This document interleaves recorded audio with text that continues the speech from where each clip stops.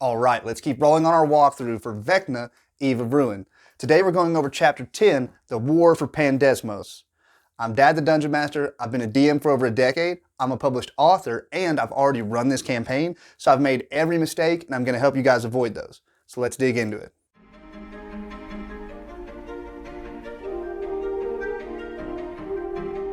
This is a really exciting chapter. A lot of stuff is going on. There's this huge battle taking place between the forces of Vecna and Loth and the forces of Miska the Wolf Spider and Kas.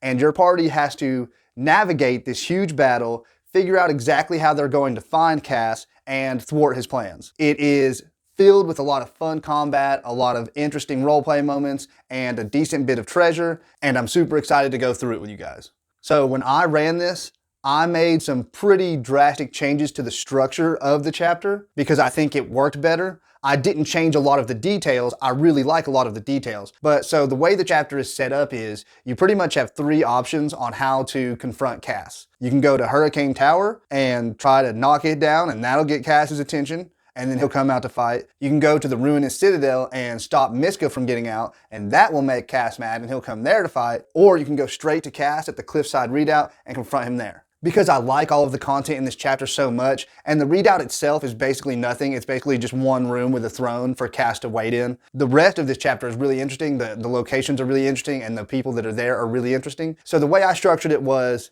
the party needed to fight their way over to the tower, drop the tower on the Ruinous Citadel. I didn't have it destroy as much of the Ruinous Citadel as the book says it should destroy. It just cracks open an entrance, splits the enemies, and then after that, they go into the Ruinous Citadel, fight their way through there, get to where Miska is fighting his way free of the portal, and Kas is there trying to free Miska. They're trying to get that portal open, and that's where you confront Kas and Miska, and that's the final battle. So that's how I did it, so that you could go to the tower, and you could go to the Ruinous Citadel. Kas doesn't cut off half of the adventure. The book says that once you defeat Kas, if they want, they can go fight the generals of the armies, but I don't see why they would do that when they're in a hurry to try and stop Vecna. So that's how I restructured it. I'll go through everything the way the book has it laid out, and I'll explain where my differences are, but like I said, detail-wise, I ran it pretty much identical to the book. Alright, so this chapter starts right when your party gets to Carapace Ridge. It's a low spot in this cliff that runs along the edge of the Ruinous Sea. And when they get there, they see this huge battle taking place. All of these driders and demons and spider fiends and drow and everybody just in this huge clash. The book says to make sure your players understand that the enemies on either side are so numerous and so powerful that just by fighting alongside one side or the other, they could not shift the tides of the battle. They would have to do something bigger, like for instance, kill one of the generals on either side. Your party should be 19th level when they start this chapter, and they are going to have to deal with all of the stuff that goes along with being in Pandesmos that they dealt with in Chapter 9, the howling wind that makes hearing difficult and over time would drive you crazy, the little flicks of light that kind of keep everything sort of dim light style, and just the idea of being in this realm of chaos. There are two secrets for the power of secrets mechanic in this chapter. If you're using that mechanic, I totally changed that mechanic because I thought it was weak. I did my own version. You can check out that video and see how I did it. But Naxa, the drow, and Kas himself both have secrets that count for that power of secrets mechanic if you're using that version. So when the party arrives at Carapace Ridge, the battlefront has kind of moved away from the area you're in, so they're not caught up in direct combat right now. Where they're at, there is one Quabiliku spider fiend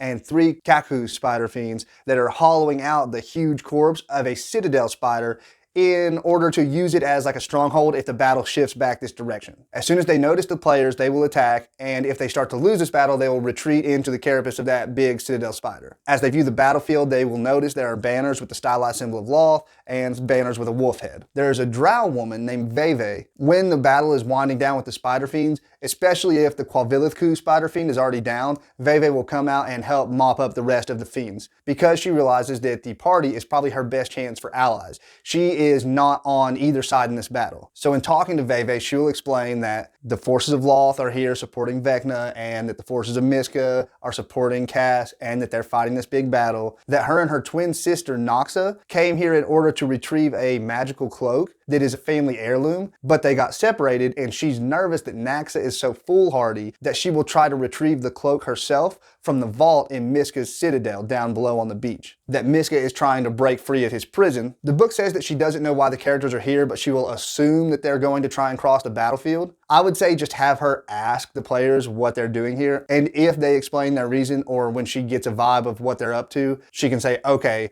I understand while you're doing that, is there any way you could help my sister get out of the Ruinous Citadel, because I'm pretty sure that's where she's at. She also says that there is significant treasure down in the Citadel. She will tell the characters that Lash, Loth's general, is in Hurricane Tower, and that that's where she's directing the battle from, and that the tower seems ready to tip over. The huge strands of spider webs are the only thing holding it up at this point. She talks about Miska, that he's recently been freed, but he's not fully broken free of his prison, and that's where he's directing the battle from, and talk about his spider fiends and the flying fiends that they have working on their side. She mentions that there's a vampire who's been showing up in certain areas of the battle to turn the tide in favor of Miska against Loth's forces, and then disappearing. By his description, the party can figure out she's talking about Kas. She also points out that Kas has been staying at the Cliffside Readout a couple miles up the cliff, and that the top entrance and bottom entrance are both currently under siege from Lash's forces, and points those locations out to the party. Because I changed the structure of the chapter where I want the party to have to knock down the tower in order to get into the Ruinous Citadel, and that in the Ruinous Citadel, they're going to find Kas still helping Miska try to be free, because to me that makes more narrative sense, and I feel like that battle with Miska and Kas inside the Ruinous Citadel is a much more climactic battle than just having these three tiny battles separated, and I don't narratively see why Kas would just be like, okay buddy, go ahead and try and free yourself, I'm going to go hang out somewhere else. Kas, the whole plan he has hinges on Miska getting free, so I think narratively it makes more sense for him to be there trying to help open that portal. And I think that the writers of this book, I'm sure many of them have run Dungeons & Dragons games and play tested games at high levels. I know that percentage-wise, most people never play games above like 15th level, and even if they do, it's very rare.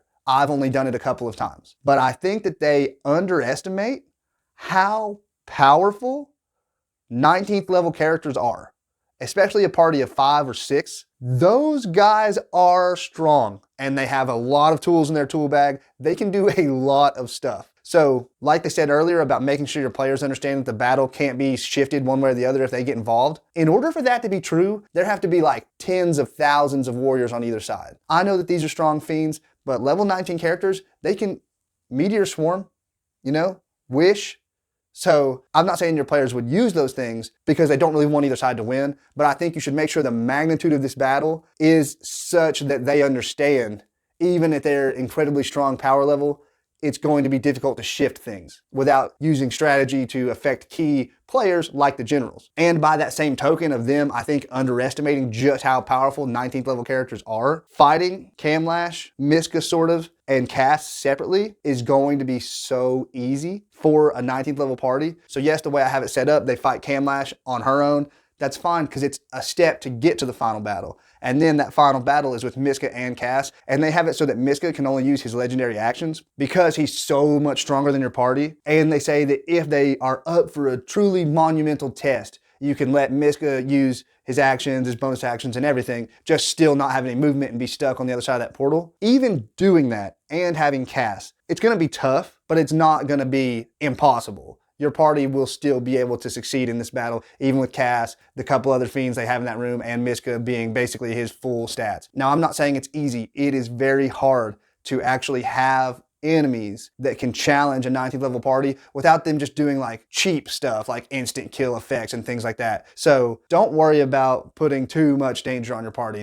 They're going to be fine. If anything, you should worry about not challenging them enough and it being boring. The book also says that Veve says by defeating Lash or Miska, you can lure Kas out, but it would be best if you do both. But the book also says that Kas shows up if you do either one. Granted, it says if you stop Miska, it takes him an hour to get there, which I think is weird because that's literally the most important thing to his plan. So why it would take him an hour to notice, I don't understand. And if you were to try and do both relatively simultaneously, you would have to split the party, which while I think a 19th level party could handle this the way it's written, with a few of them going to Miska and a few of them going to Lash, most parties are not going to do that. They're never going to want to split the party because it's almost always a bad idea. And most players don't really like it because it means only half the table gets to play at a time. The book does try to avoid the players just skipping everything, and if you try to teleport in the readout, you can't because it has a permanent forbidden spell. And if they try and fly, they get attacked by 3 Hasvongels. Once they defeat them, they fly a little further, 3 more attack. It says once they defeat those 3, nothing else attacks them. They pretty much get left alone. But you also have to think about the winds of Pandemonium. So the way I described it is when they saw the battle, because you don't really want them to just fly and skip everything. They saw all the forces fighting along the ground, but they also saw, dozens or hundreds of flying fiends fighting. And that their characters understand, because you can kind of cheat and sort of tell the players what to do sometimes by saying that their characters figured something out, even if they don't think of it. So I said, your characters understand with their knowledge of combat, when they look at what's happening in the sky, that if they were to try and fly, not only would many of the creatures flying see them and attack them, many of the creatures on the ground would probably start firing at them. So it would draw a lot of attention if they flew. So in order to avoid becoming a center of attack from both sides, that flying was probably a bad idea. The Ruinous Sea looks like this kaleidoscope of colors of roiling clouds, but it actually has like the consistency of liquid if you were to want to swim in it. The problem with swimming in it is that the moment you enter it and at the start of every turn that you're in it, you take 20d6 damage, which you can either roll a d4 or decide, that rotates between acid, lightning, necrotic, and radiant damage. And if you were to somehow survive that,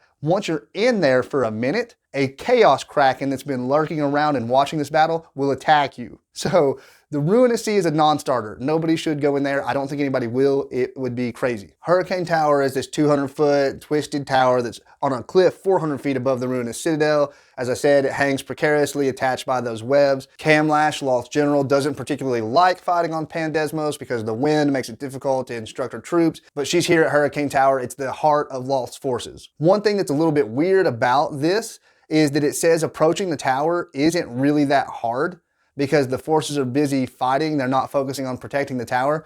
But if you were fighting a battle, protecting your headquarters, your command center, would be one of the most important things. So it says that as long as your party creates a plausible distraction or disguise or ruse, they can slip right in. And it says if they are careless, they'll have to fight 1d4 Driders, 1d6 giant spiders, and 1d4 assassins. I would definitely make it seem more difficult than that. You don't have to mechanically change anything, but just basically saying like, it's easy, you just walk in, is not ideal, especially when you're almost at the end of a campaign. You want them to be feeling the pressure. So definitely present it as though it's more difficult. Make them roll checks, make them roll deception, disguise kit, or other charisma checks. I would definitely have somebody confront them as they approach. If they're in disguise, maybe they have advantage, but I definitely would not just let them walk right into the Loth headquarters of her army. That doesn't really make a lot of narrative sense, and it makes it feel less important, and it should feel very important. Inside the tower is dark, so unless your players have dark vision or another source of light, it's difficult to see. And while they're inside, they don't have to deal with the incessant wind of Pandesmos, but there is like an incessant chittering, like spider legs climbing on stone, that makes it so that Lash in Area X2 won't hear the sounds of battle in X1. And the ceiling in X1 is only 15 feet high. So in Area X1, there is a drow assassin named Altheon and a wood elf mage named Vendrasha. They are loyal to Loth, and they are praying over this altar. There are also 4 Driders. When you enter, it says they attack. As always, whenever you are meeting intelligent enemies, I like to have them talk. At least have the drow and wood elf say some things, have them tell your party that they've wandered into the wrong place. If they bend the knee and swear allegiance to Loth, that they'll let them live. You just need to have them say something. They're going to fight these people, but you should never just have a combat be, you look at each other, you both know your enemies, you immediately start fighting. Unless they're fighting monstrous enemies who don't really talk, you should always have bad guys say something, especially to move the narrative forward and allude to what exactly they're doing. The funny thing about this room is, one of the 4 Driders is actually a Fizerazu spider fiend, and he's using his change shape ability to appear as a Drider. His name is Ratchaz. He's in here spying to find out what Loth's forces are doing, what their plans are. That way he can report back to Miska. It says that when battle erupts in here, he will feign an injury and kind of hang back and not get involved. If the party looks like they are losing, which they won't be, Ratchaz will jump in so as not to reveal his ruse. But it says if the party wins, he will try to sneak away and go report to Miska about how powerful and capable the party is. The chances of your party letting one of the 4 Driders just sneak away is absolutely 0. So instead, you should use Ratchaz as another chance to roleplay. I would have him reveal himself and say that he's not a part of them, that he will give the party important information about the Ruinous Citadel if they will let him live. Whether or not your party does that is up to you. My party did not let him live because they are merciless murder hobos, 90%. 10%, they're great role players, love moving the narrative along, are really engaged with the story. 90% murder hobos though, so they killed him. On the south side of this room, there's a ladder leading 15 feet up to the main room of the tower. Because the way it's like kind of fallen over, you've got to use the ladder to get there. On either side of that entrance, there are 4 large strands of spider webs that are holding the tower from falling over. They are not sticky anywhere except where they're attached, and they have an AC of 12 and 60 hit points. They're immune to poison, bludgeoning, fire, and psychic damage. There is treasure in this room. On the altar are 8 web-covered, gem-encrusted candelabras that are shaped like yokels. They are worth 45,000 gold apiece, which is awesome, but it's kind of silly because your party is not going to have a chance to spend that gold until after the campaign is done. Like, they're in a hurry, they're racing to find out where Vecna is and get to Vecna. So I think it's kind of like, not insulting, but like sort of a joke for the creators to give your party hundreds of thousands of gold worth of treasure after it's any use. Because your party's not going to be like, wait, we've got some shopping to do. So I think that's great. Your party's going to be super psyched until they realize that it's basically worthless at this point in the campaign. But yeah, funny. I think it's funny. Area X2 is the tower base. There are some broken pillars in here, and you can tell how there used to be floors up above, but they're all gone. It's just one big hollow tower for 200 feet. Lash is in here, this big demon with this spider-looking head. She is currently moving like scraps of cloth around on a table, and that's how she's planning out the battle. And there are 2 more of those web anchors in here. Lash doesn't really see intruders as a threat. She belittles them and how little effect they can possibly have on Loth's designs. And after insulting them a little bit, she will attack. This is good. I like the way that is written out. Once she's defeated, as long as the tower hasn't been dropped and the forces of Loth aren't aware, 10 minutes later, 4 Driders will come check on her. And then 10 minutes after that, 6 more Driders will come check. So if your party kills her and just stays and hangs out, then there's going to be Driders show up. But unless they're trying to get a short rest for some reason, which they might. As I said, my party, their goal was to drop the tower, so they didn't stick around. It does say that once Lash's defeat is evident, basically by the tower being dropped, that Loth's forces will break and scatter and throw down their banners and flee, and that it takes about an hour for them to fully retreat from Pandesmos. I didn't really explain that to my party because I didn't think it really made a big difference because they weren't trying to shift the battle one way or the other. Once my party dropped the tower, they were on their way into the Ruinous Citadel. The last 2 web anchors are in here. They have a 12 AC with 40 HP. They are also immune to fire, bludgeoning, poisoning, and psychic damage. But Lash enchanted these anchors to give anyone who interferes with it a psychic backlash,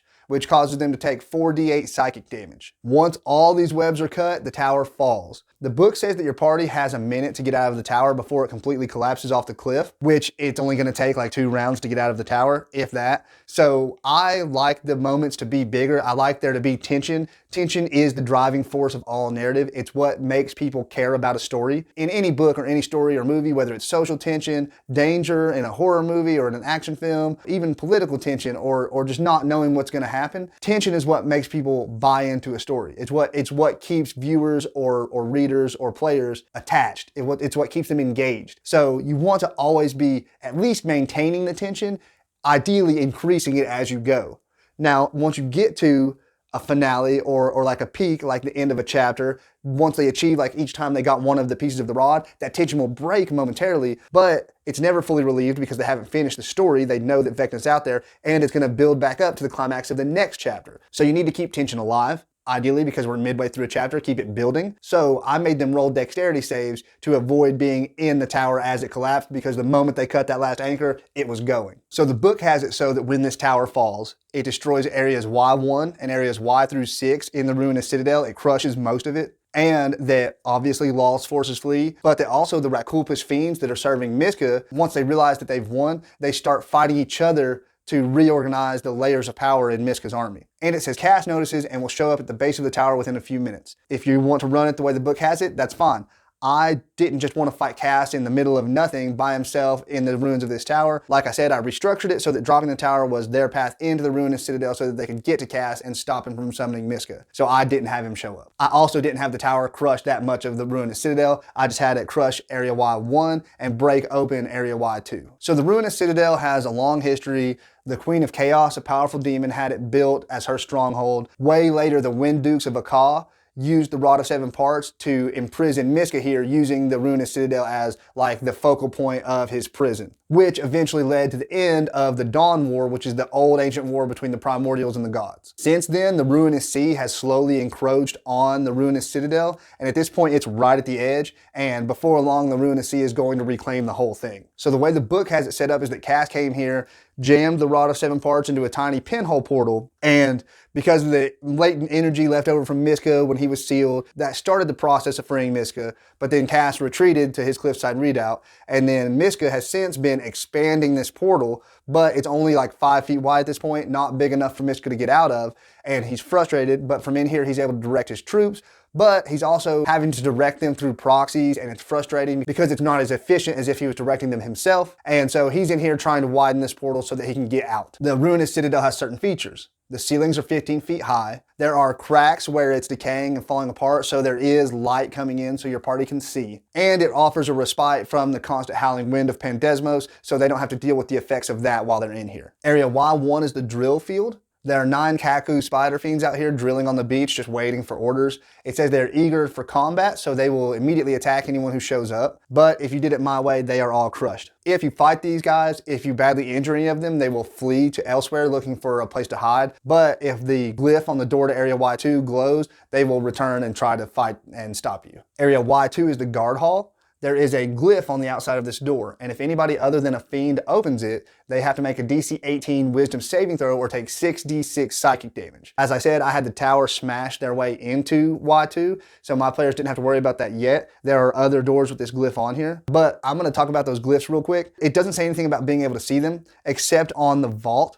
The glyph has already had the magic drain from it somehow, so it lets you roll to see that glyph and to tell that it's inoperable. So I went ahead and made it a DC 18 investigation check. We have a rogue. He is always checking every door for traps. So if he rolled high enough, I let him see the sigil. Obviously, he's a rogue, so he can't do anything about it. But if a character casts Dispel Magic on the glyph, it will stop and it won't hurt you when you open the door. In here, there are 2 carvings of krakens, but their faces have been repainted to look like wolves. There are webs over the whole place, making it difficult terrain that have been spun by the 2 Fizerazu spider demons that are in here, and they will fight and attack your party once they enter. These webs are immune to fire, but it says that you can take an action and clear a 10-foot area by just hacking it away, which I think is really generous because clearing away a 10-foot area with just an action is pretty nice. So Area Y3 is the hall, and the book literally says the hallway is empty, but there are smeared drawings of wolf heads. So I've mentioned it before, I'm not going to harp on it, but the fact that this hall has a number, when many other dungeons that I've done, many other maps that I've looked at, the halls are not numbered because they have nothing in them. Yes, if a hall has traps or monsters, they will be numbered. But I've never seen just an empty hall have a number. It would just be that area to go to the other numbered locations. This gives me AI vibes. It's like they told the AI to number the locations in the room. Maybe they fed it what was supposed to be in there. And I'm not accusing Wizards of the Coast of anything. I'm explaining how it makes me feel based on my experience with seeing things made by AI. AI is not perfect. People think it's way better than it is. It's a very useful tool, but it is not like seamless and nowhere near as good at doing things as a human is.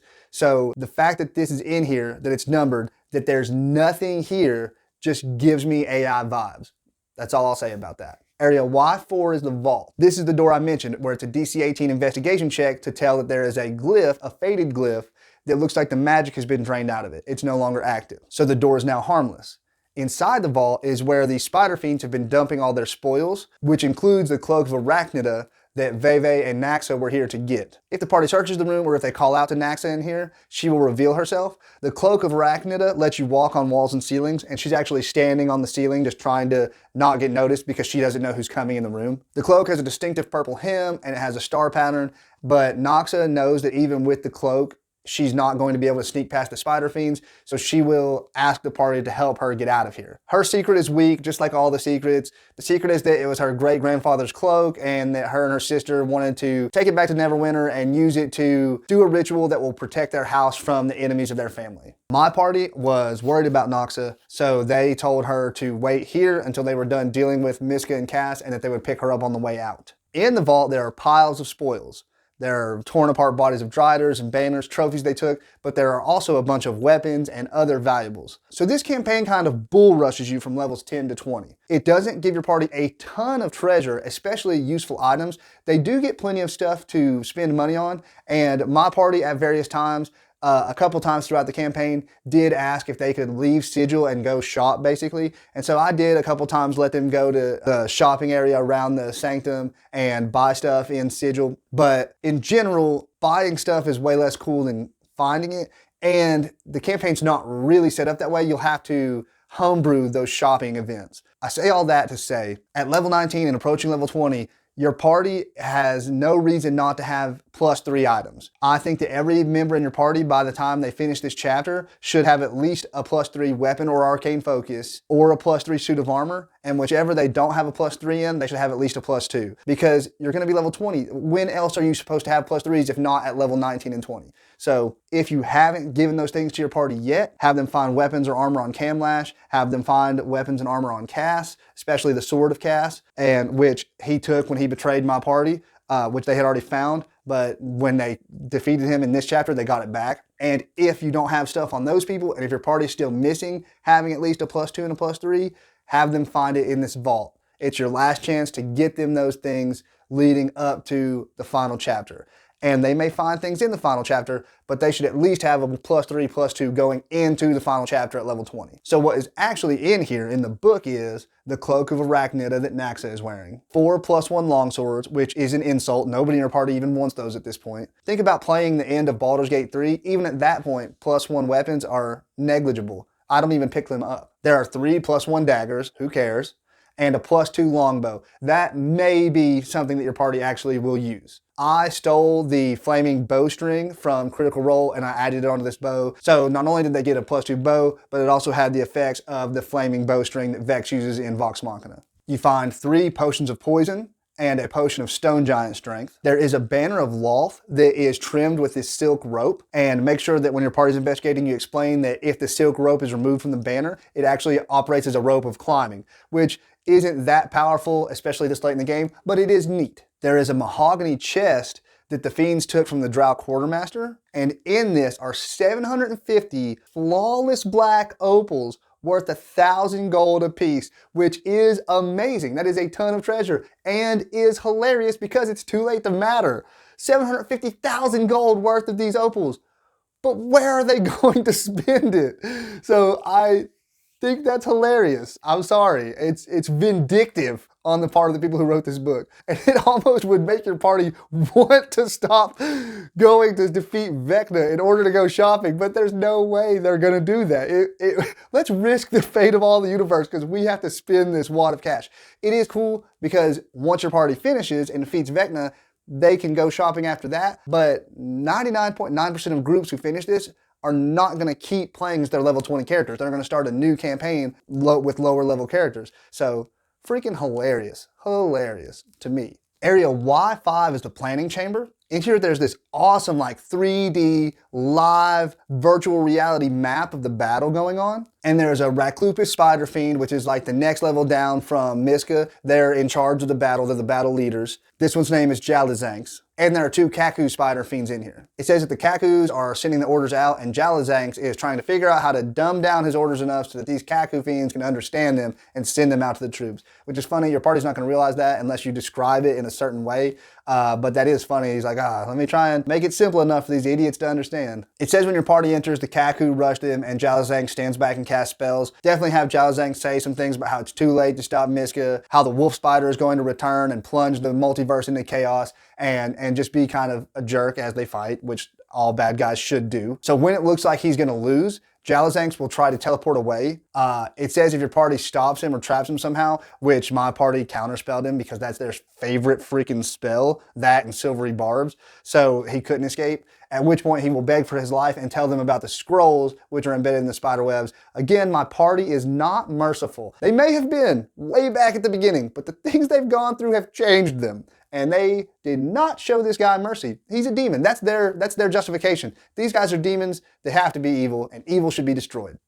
So on this awesome 3D virtual reality map, there are dots that represent the different troops. There are green and gray dots that represent Loth's forces, and there are brown and red dots that represent Miska's forces. With a DC 18 intelligence check, your party can realize that the gray dots and the brown dots are the like injured or like not full strength troops, and the green and red are the full strength troops. The dots will basically show the status of the battle. Since in my game, my players had already defeated the General of Loth, the Miska dots were pushing the Loth dots off the board basically, but depending on how things are going in your game, the dots may be arranged differently. If you're doing it the book's way, there's a cross section of the Cliffside Readout, and in the throne room is a gold dot which represents Kas.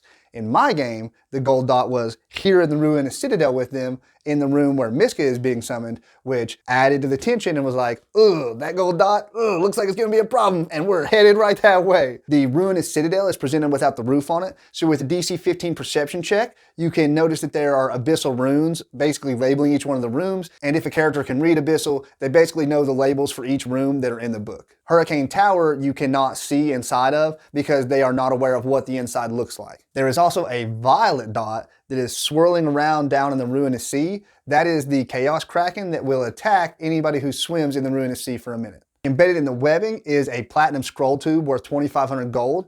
In it are 2 scrolls of Glyph of Warning, and unless Jalazanx tells you, it's a DC 15 perception check to find those scrolls. Y6 is the food storage. It has one of those glyphs on the outside. DC 18 wisdom save to prevent taking 66 psychic damage once it goes off. I let my rogue roll a DC 18 investigation to notice it, and again, dispel magic and get rid of it. In here are a bunch of bodies wrapped in webs.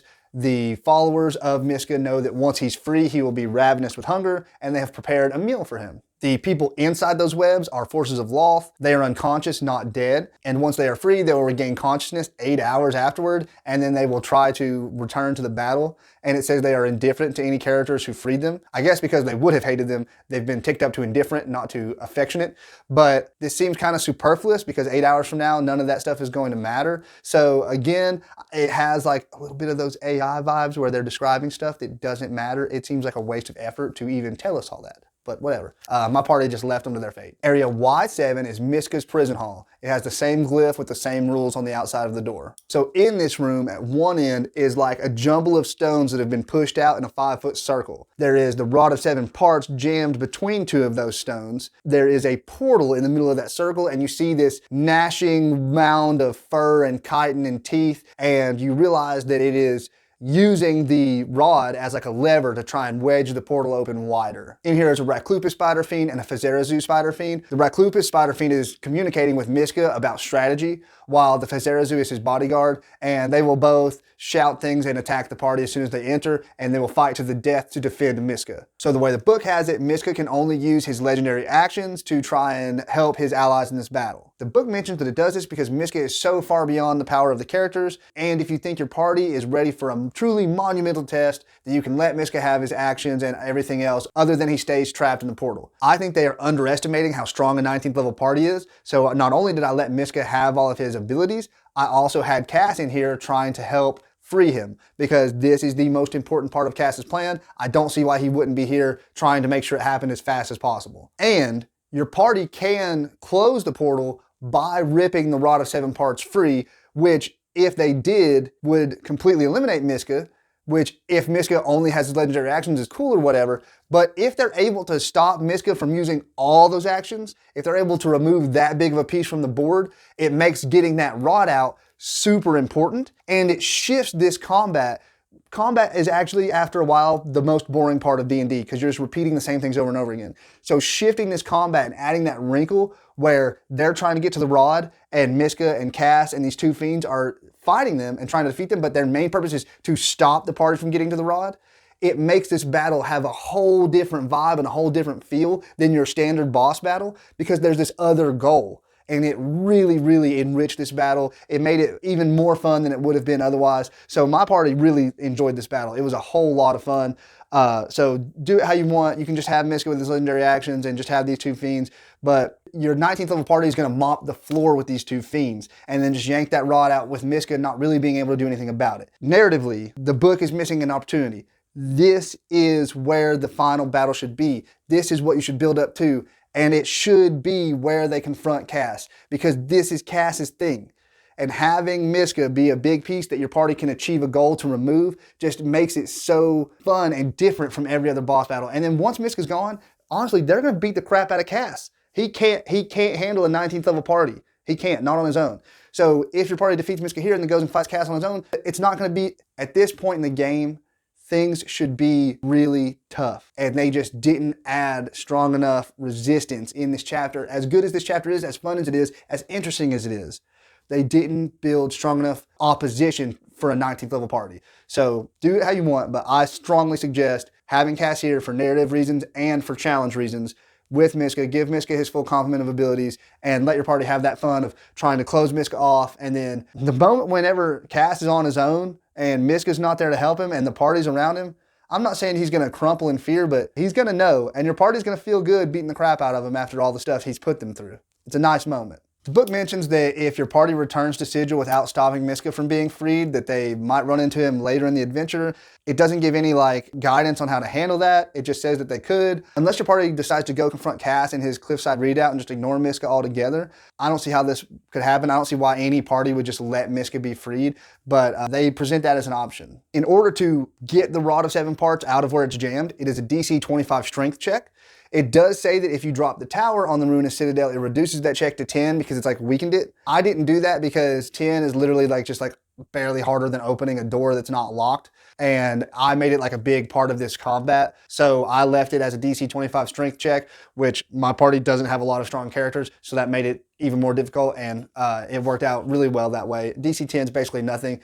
Your party has the movement if one character can dash as a bonus action like a rogue, or step in the wind like a monk and get over there and pull it with a DC 10. It's going to just really undercut the threat of this combat, and it's going to make it way weaker. It's just, there's no point in it only being a DC 10. There is treasure in here once everyone's defeated. There is the Rod of Seven Parts, obviously. The Fiends did leave offerings to Miska in here. There is a Weapon of Warning, which is a scimitar and has a wolf's head on each side of the blade. I would make it a +3. A heavy platinum statue of Miska worth 120,000 gold pieces. More hilarious treasure that they can't use. And 2 huge gold fangs and set with enormous rubies worth 35,000 gold apiece. At this point, they're just insulting the party. They're not going to get a chance to spend this. But hey, it's cool that it's there. I get that for the level, for what they're doing, this is appropriate treasure, but narratively, they're not going to get a chance to use it. It does say that once you remove the rod and cut off Miska, all of the spider fiends will instinctively know and they will begin to flee. It's kind of the same way that Lawl's army will react to seeing that Lash is defeated. So even if they were routing the drow because you already dropped the tower, they would flee. They're not going to keep fighting. So this will affect the way the battle goes. Obviously, if you haven't defeated Lash, the drow are going to start overwhelming them instead. The book also says that about an hour later, Kas will finally realize that something is wrong with Miska and come to check it out. But if the party stays here and stays hidden, they can get a short rest, which is very kind of the book. That is silly. It's the most important part of his plan. Why is it going to take him an hour? Why isn't he here in the first place? I don't know. You can follow the book directly, that's fine. I totally understand trusting a book that was made by a multi-million-dollar company, but if you care about strong narrative, if you care about your player's experience, this doesn't make sense. So if your party ignores both of those locations and goes straight to the Cliffside Readout, this is where they would find Kas. The Cliffside Readout has certain features. The ceilings are 12 feet high. It is dark inside, so the characters either need dark vision or another light source. And it does offer protection from the wind. And on one wall of the main room, and it's hard to see from the outside, but there's ventilation tubes that let fresh air in. Basically, they put this here so that Kas could go in and out using his mist form. Otherwise, they wouldn't be here. Area F1 is the upper bunker. It's just this stone and metal bunker with a metal door to protect the top entrance to the Cliffside Readout.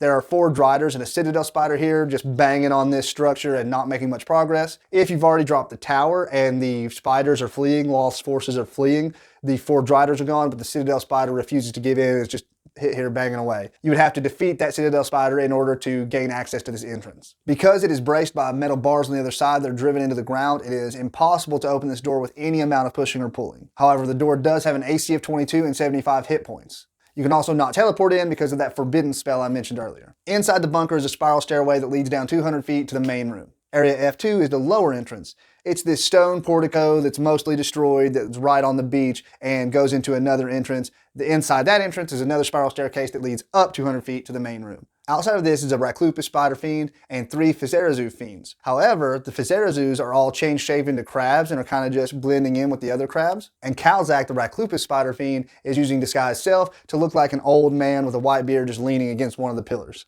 It says if you have already resealed Miska, that the Raclupus goes to fight the other Raclupus to find his new order in the power structure, and he orders one of the Fizerazus to turn back from a crab and the other 2 to stay crabs and them defend this entrance. So he may not be here. It says that Kalzak received this posting because he failed in combat up on Carapace Ridge, and he's determined to follow Miska's orders and stop anyone from getting in here. It says he will use delayed conversation, giving the Fizerazu crabs time to get in place to make an ambush attack on the party. It says that he speaks weird prophecies and strange sayings like, when the wind blowing from chaos brings order, the lawmakers must falter, which doesn't really even make any sense. It says the door opens with a noisy groan, and this is the entrance that Kas uses whenever he's not using his mist form to go in and out of the holes, which I don't see why he would ever not do. Area F3 is the central chamber. Kas sits here on his throne, surrounded by the bloodless corpses of 4 humanoids and 2 driders that he has obviously sucked the blood from. And then he will rise from his throne, brandish the sword of Kas toward the party,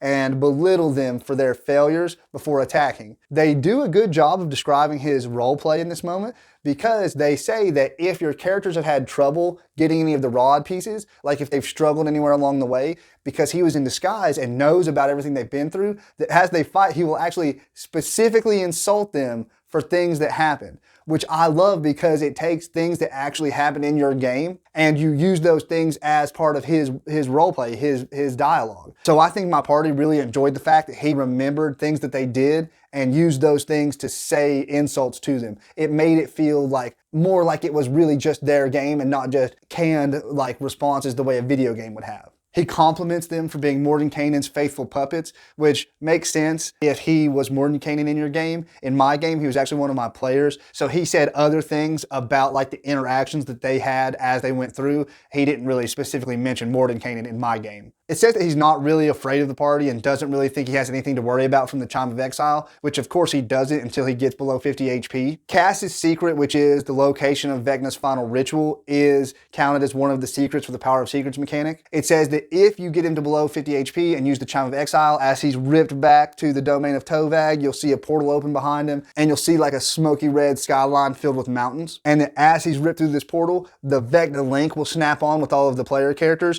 and they will rip from his mind the knowledge of the location of Vecna's ritual, which is in the Cave of Reflections. If your party doesn't use the Chime of Exile and they go to slay him, he will offer the knowledge of the location of Vecna's ritual in exchange for his own life. I won't say exactly how my party handled this situation, but let's just say they got the information for the location of the ritual and they did not use the Chime of Opening and they did not let him have his life. It was ugly. But once that's done, once Kas is defeated, whether your party defeats the other generals or not, it says that they can go defeat them now if they haven't already, though I don't see why they would. Once they have the location of Vecna, they are going to want to go stop the ritual. In my party, they retrieved the Sword of Kas back from Kas after he took it when he betrayed them. They have the Hand and the Eye of Vecna, so they have everything they need to go defeat the Arch-Lich once and for all. So there's nothing left to do. Your party now levels up to level 20. It's time for that final confrontation. Obviously, Vecna's got some tricks in store throughout this final chapter, so they're not just gonna go straight to fighting him. They've got some things they've got to get through. But if you've made it this far, throw me a like. If you want to keep up with this campaign, other campaigns I've done walkthroughs of, DM tips, or any of the videos that I like to do, go ahead and subscribe. I have memberships on my channel live now. I have a shop. You can get this shirt. If you want to help me keep making these videos, you want to support my channel, you like what I do, go check those things out. Every little bit really helps. Shout out to GL, he's my channel's first member. I really appreciate you, man. Here are some other videos I've done that you guys might like. Thanks, guys, and God bless you.